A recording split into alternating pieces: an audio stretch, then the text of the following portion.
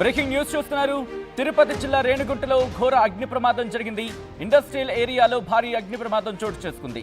Munot group lithium cell యూనిట్లో మంటలు చెలరేగాయి. షార్ట్ సర్క్యూట్ కారణంగా ఒక్కసారిగా మంటలు చెలరేగినట్టుగా తెలుస్తోంది. మంటల్లో కాలి బూడిదయ్యాయి బ్యాటరీలు, మిషనరీ, ముడి పదార్థాలు. ప్రమాదంలో 70 నుంచి 80 కోట్ల రూపాయల మేర ఆస్తి నష్టం సంభవించి ఉంటుందంటూ కూడా అంచనాలున్నట్టు అర్థం చేసుకోవచ్చు. మంటలని అదుపులు చేసేందుకు ఫైర్ సిబ్బంది రంగంలోకి దిగింది. ఈ నేపథ్యంలో విజువల్స్ మీరు చూస్తున్నారు. తిరుపతి రేణిగుంటలో ఘోర అగ్ని ప్రమాదానికి సంబంధించి ఇండస్ట్రియల్ ఏరియాలో అగ్ని ప్రమాదం చోటు చేసుకుంది. భారీ అగ్ని ప్రమాదం. మునోత్ గ్రూప్ లిథియం సెల్ యూనిట్లు ఇటు మంటలు చెలరేగాయి. షార్ట్ సర్క్యూట్ కారణంగా ఒక్కసారిగా మంటలు చెలరేగాయి. మంటల్లో కాలి బూడిదయ్యాయి బ్యాటరీలు, మిషనరీ, ముడి పదార్థాలు. ఈ ప్రమాదంలో సుమారుగా 70 నుంచి 80 కోట్ల మేర ఆస్తి నష్టం సంభవించి ఉంటుందంటూ కూడా అంచనాలున్నాయి. విజువల్స్ మీరు చూస్తున్నారు.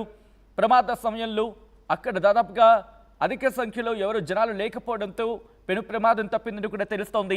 ఈ దృశ్యాలు మిమ్మల్ని కాస్త కలవరపరచొచ్చు. అయితే మిమ్మల్ని కలవరపడకు గురి చేయడం ఆర్టీవీ ఉద్దేశం కాదు. కానీ ఇటువంటి కథనాలు చూసినప్పుడు కాస్త కలవరపడుకునే అవకాశం ఉంటుంది కాబట్టి దీనికి సంబంధించి జాగ్రత్తలు తీసుకోవాలని ఆర్టీవీ సూచించడం జరుగుతోంది. తిరుపతిలో జరిగిన ప్రమాదానికి సంబంధించి మరింత సమాచారం మా ప్రతినిధి సురేష్ అందిస్తారు. సురేష్, ఈ ఘటనకు సంబంధించి ప్రస్తుతం ఎటువంటి అంశాలు వెలుగులోకి రావడం జరుగుతుంది? అంటే సేఫ్టీ ప్రికాషన్స్ తీసుకోవడమే కారణమా, లేకపోతే ఎవరైనా డ్యామేజ్ చేసే ప్రయత్నం చేస్తారా? ఇన్వెస్టిగేషన్లో ఎటువంటి అంశాలు వెలుగులోకి రావడం జరుగుతోంది?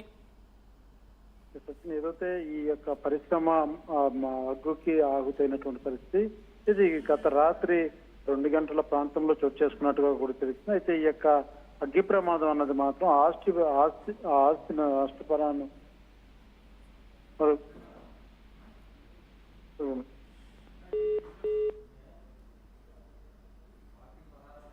రైట్, ఆ విజువల్స్ మీరు చూస్తున్నారు. పూర్తిగా కాలి బూడిదైంది ఆ ఫ్యాక్టరీ.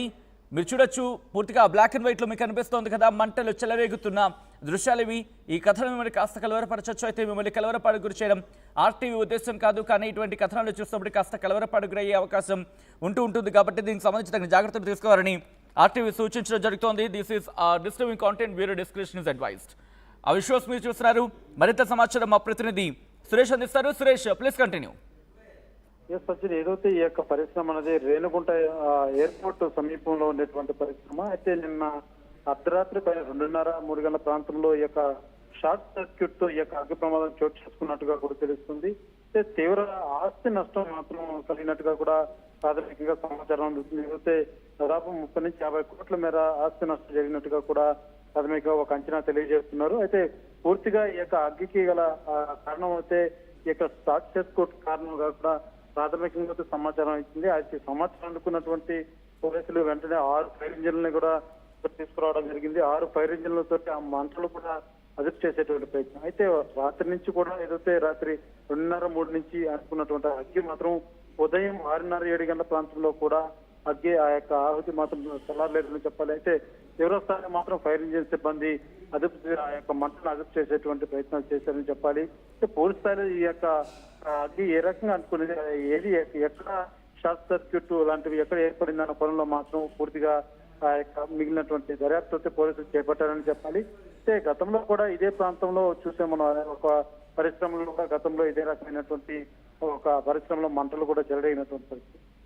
తగినటువంటి ఏర్పాట్లు పూర్తి స్థాయిలో యొక్క పరిశ్రమలో వారు ఏర్పరచుకున్నప్పటికీ ఇది ఏదో ఒక పవర్ సంబంధించి కొన్ని చోట్ల యొక్క సాక్షాత్కృత అన్నది ఏర్పడడంతో మంటలు చెలరైనట్టు కూడా ప్రాథమికంగా వారు తెలియజేస్తున్నటువంటి పరిస్థితి. పూర్తి స్థాయిలో కేసు దర్యాప్తు చేసి తగినటువంటి ఏదైతే ఆ యొక్క మంటల కారణాలు కూడా వెల్లడించేటువంటి పరిస్థితి ఉంది. అయితే ఖచ్చితంగా ఆడ పరిశ్రమలో ఉన్నటువంటి వారు మాత్రం ఎవరో ఆ టైంలో లేకపోవడంతో కొంత ఊపిరి పీల్చుకున్నట్టు పరిస్థితులు. ఎందుకంటే మంటలన్నా కూడా ఒక్కసారిగా దట్టమైన మంటలు ఒకసారి మనం విజువల్ కూడా చూడొచ్చు.